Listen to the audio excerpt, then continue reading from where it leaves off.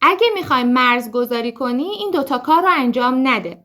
امروز اومدم یه نکته خیلی مهم درباره مرزگذاری توی رابطه بهتون بگم.